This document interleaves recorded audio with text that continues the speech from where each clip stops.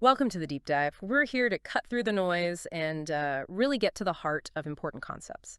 Today, we're diving into something pretty fundamental, I think, for anyone dealing with complex situations, what win-win in negotiation really means.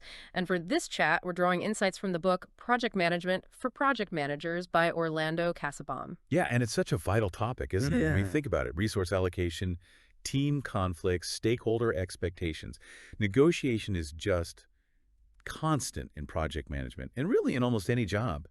Being able to reach agreements where everyone feels they've genuinely gained something, that's not just, nice to have. It's crucial for success, builds relationships. Okay, so let's unpack that. When people hear win-win, what's the sort of common picture, the immediate thought?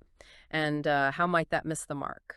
Well, the usual idea is often just about compromise, right? Like splitting the difference.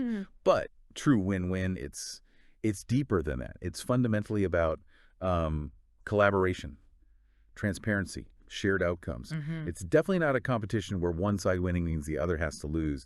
It's more about, well, creatively making the pie bigger for everyone. Making the pie bigger. I like that. Exactly. So imagine, say, two teams both need the same limited resources. A real win-win isn't just cutting the resource in half, it's finding a way both can succeed. Maybe shifting timelines, finding alternative resources. Yeah. That way everyone feels genuinely satisfied. And Mm. that feeling Mm. builds trust, strengthens the relationship long term. Okay, that makes sense. Shifting from just dividing to actually creating value.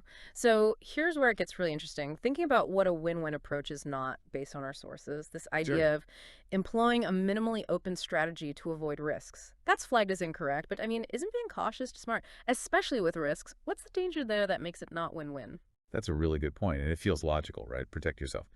But a minimally open strategy, one focused mostly on just avoiding risk for yourself, Yeah. it directly undermines the whole win-win idea. It stifles trust. It cuts off the flow of important information.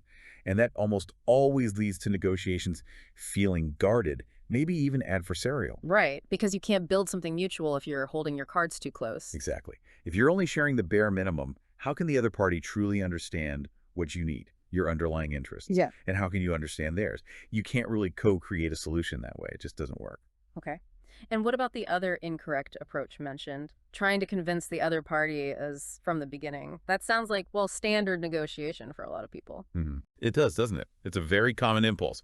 Here's my solution. Now let me persuade you. Mm. But that's really a classic win-lose mindset. Or at best, maybe you think you're winning, but the other side feels pressured. It's all about persuasion, not about genuine openness or joint problem solving. If your main goal is just to get someone to agree to your idea, you've missed the collaborative core of win-win. It's less about winning an argument. And more about winning together. Precisely. So, okay, we know what not to do. How do we actively build that win-win situation? What are the key actions? Well, a big part of it is really about working together to obtain what was negotiated. This isn't just about, signing the deal and walking away. It means both sides are committed to actually fulfilling the terms. It's collaborative delivery, focusing on that shared value you agreed on, not constantly checking if you got the slightly better end of the deal. And it means digging deeper, understanding the why behind what each party wants, not just their initial position. The underlying interests, not just the stated positions. Exactly. A surface-level agreement might look win-win, but if it doesn't address those core needs, it probably won't stick. And the sources also really push this idea of employing an open strategy so that everyone wins. Yeah. What does that look like in practice, say, on a project team? Transparency and trust are just foundational. An open strategy really encourages everyone to understand each other. It massively increases the odds of finding an agreement that truly benefits everyone involved, but it demands real openness in how you communicate and, crucially, a willingness to explore solutions together, not just sticking to your first idea. Think about that resource conflict again. If the teams are truly open about their deadlines, their dependencies, They can actually work together on a schedule. right, they can co-create a plan where both succeed instead of just fighting over access and maybe causing delays for everyone. So let's bring this home for the listener. Someone navigating, tricky stakeholder situations or team dynamics.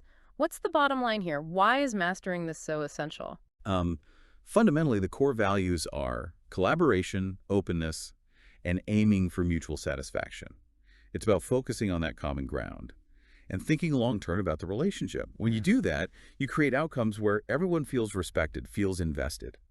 And that's just critical. It turns potential fights into partnership opportunities, transforms conflicts into chances for innovation and shared progress. It's easy to say be open, but What harder to do in the moment, yeah, right? definitely. Rah.